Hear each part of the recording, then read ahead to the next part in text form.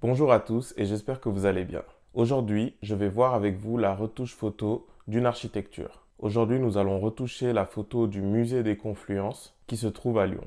Alors, c'est un bâtiment assez spécial qui ressemble à un vaisseau spatial et je suis allé le photographier la nuit. Étant donné qu'il a une forme de vaisseau spatial, aujourd'hui, je vais retoucher la photo de telle sorte que ce bâtiment sorte de l'ordinaire. Pour cela, je vais utiliser le logiciel Lightroom. Vous êtes prêts? C'est parti!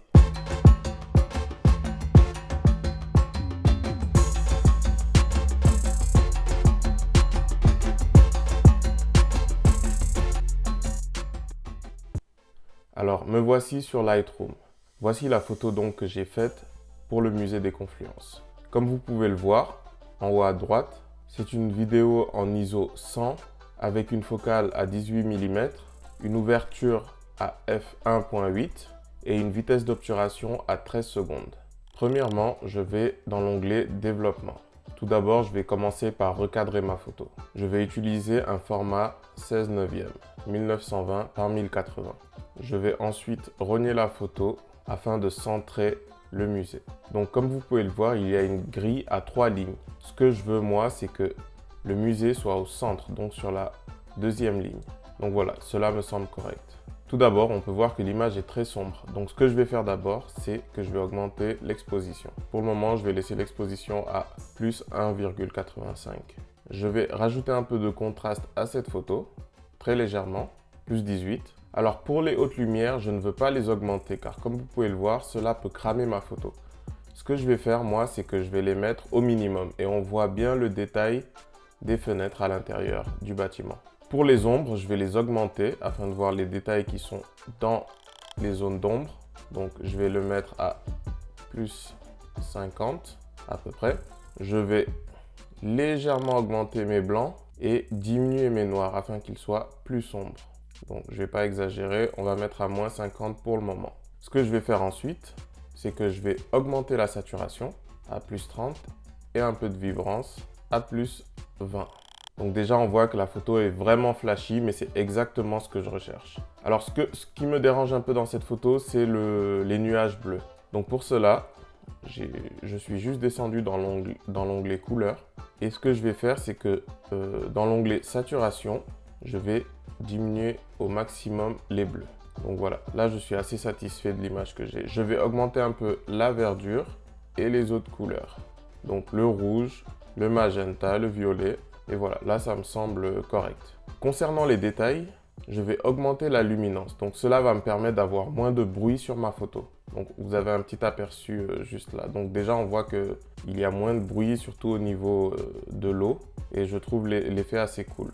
Ce que je vais faire ensuite, c'est que, étant donné que j'étais sur un objectif 18-55, je vais aller dans correction de l'objectif. Cela va me permettre de ne pas avoir l'effet de la focale.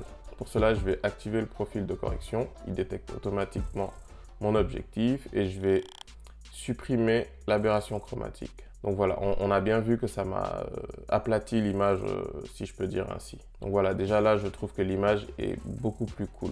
Donc voilà, là, on peut dire que j'ai fini à peu près mes réglages de luminosité et de couleur. Ce que je vais faire ensuite, c'est que je vais assombrir les nuages et le ciel. Donc pour cela, je vais prendre l'outil filtre gradué et je vais juste tracer un filtre gradué au-dessus du musée. Et donc dans les paramètres de ce filtre, je vais diminuer l'exposition. Et je fais de même pour l'eau. Donc déjà là, on peut voir qu'on a vraiment l'accent sur le musée. Donc voilà, là je trouve que mon image est encore assez sombre. Donc ce que je vais faire, c'est que je vais utiliser l'outil pinceau. Je vais un peu augmenter l'exposition. Et là, je vais venir peindre uniquement le musée afin que celui-ci ressorte un peu plus. Alors bien sûr là j'exagère un peu mais je pourrais retoucher cela juste après. Donc voilà, vous voyez bien que j'ai mis de l'exposition uniquement sur le musée et là je vais légèrement augmenter son exposition. Ensuite, je passe à l'étape suivante qui consiste à changer les trous dans le ciel par des nuages. Pour cela, j'utilise l'outil correcteur, donc suppression de défaut et correcteur sur Photoshop pour ceux qui connaissent. Et donc c'est très simple, je vais juste sélectionner la zone que je veux supprimer et elle va automatiquement le remplacer par un autre bout de l'image. Cependant, si je ne suis pas satisfait, je peux très bien bouger cette zone et l'outil s'adaptera automatiquement. Et donc, je vais faire de même pour les autres zones.